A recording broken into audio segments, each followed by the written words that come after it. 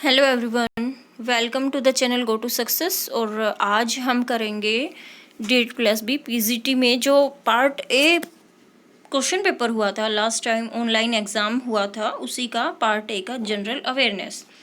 और इसी में हम देखेंगे करंट अफेयर्स से कितने प्रश्न पूछे गए हैं। उसी से हमें एक अंदाज़ा मिल जाएगा कि एग्ज़ाम्स में कहाँ तक क्वेश्चंस पूछे जाते हैं करंट अफेयर्स से। ठीक है, और करंट अफेयर्स मई 2021 की तो हमने अपलोड कर दी है, जिसका लिंक आपको डिस्क्रिप्शन बॉक्स में मिल जाएगा।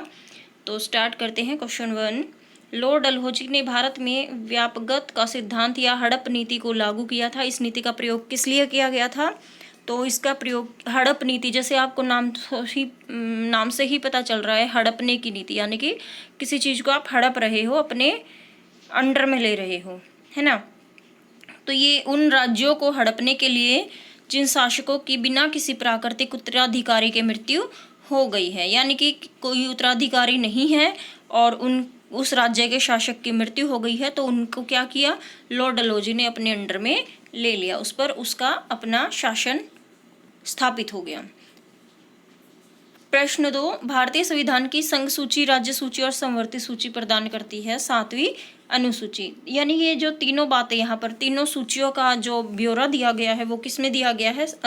भारतीय संविधान की 7वीं अनुसूची में। तो अनुसूची और जो आपकी 12 अनुसूचियाँ हैं और भाग हैं, उनसे संबंधित भी हम वीडियो अपलोड करेंगे। आज तक भारत द्वारा जीते गए ओलंपिक स्वर्ण पदकों की कुल संख्या कितनी है? 9 है। ये आपका करंट अफेयर से हो सकता है। प्रश्न 1, ठीक है। आज तक भारत द्वारा जीते गए ओलंपिक स्वर्ण पदक की कुल संख्या कितनी है? 9 है। ओके। जो मधुबनी लोक चित्रों का उद्गम कहाँ पर हुआ है? बिहार में हुआ है। कौन सी रक्त कोशिकाओं को शरीर के योद्धा या सैनिक कहा जाता है? WBC, white blood cells. Mahatma Gandhi की 150वीं जयंती कब मनाई जाएगी? 2 अक्टूबर 2019 से लेकर 21 तक। तो ये रिपीट भी हो सकता है क्वेश्चन, करंट अफेयर का क्वेश्चन ये सेकंड है। यूनेस्को का मुख्यालय कहाँ पर है? पेरिस में। कौन सा भारतीय राज्य वार्षिक हॉर्नबिल महोत्सव का आयोजन करता है? नागालैंड।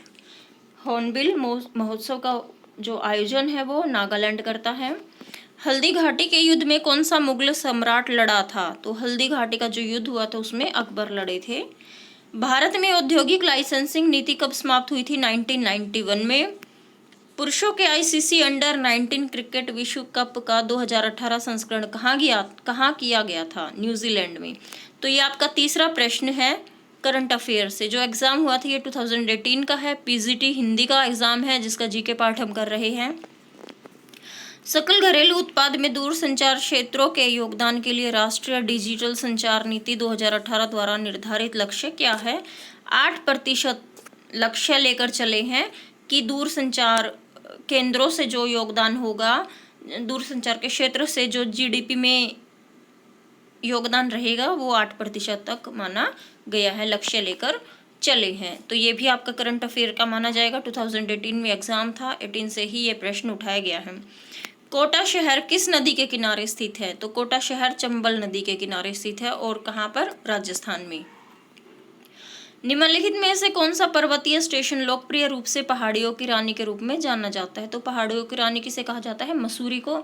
और पिंक सिटी राजस्थान। इसी तरह से अलग अलग राज्यों को आप एक बार देख लीजिएगा कि किस राज्य को किस नाम से डिनोट किया गया है या उसकी विशेषता के आधार पर क्या नाम दिया गया है।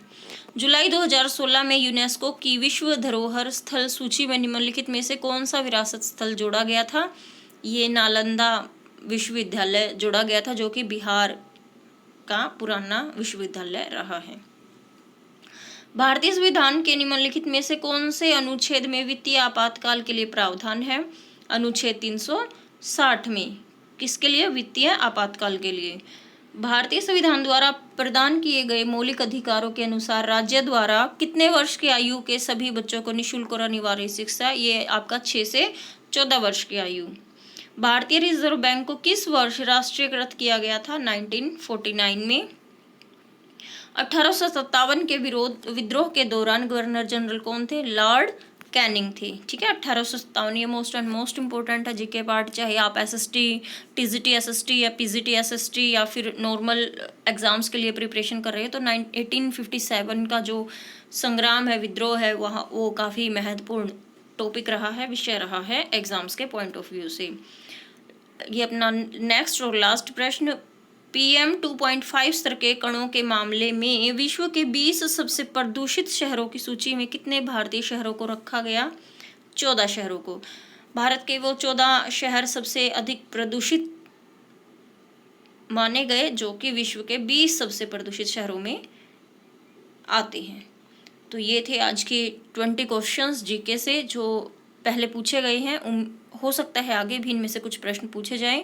एक कंक्लूजन जो निकला करंट अफेयर्स का, वो हमारे 4 से 5 प्रश्न एग्जाम्स में पूछे गए थे और आगे भी पूछे जाएंगे, तो हमें करंट अफेयर को भी छोड़ के नहीं चलना है। साइंस से भी 2-4 प्रश्न पूछे गए हैं, इतिहास से भी पूछे गए हैं। ठीक है, तो ये काफ़ी महत्वपूर्ण है 20 प्रश्न आप लोगों के लिए। Thank you so much. अगर आप चैनल पर नए हैं तो चैनल को सब्सक्राइब करें, बेल आइकन को प्रेस कर लें। Thank you. Good luck.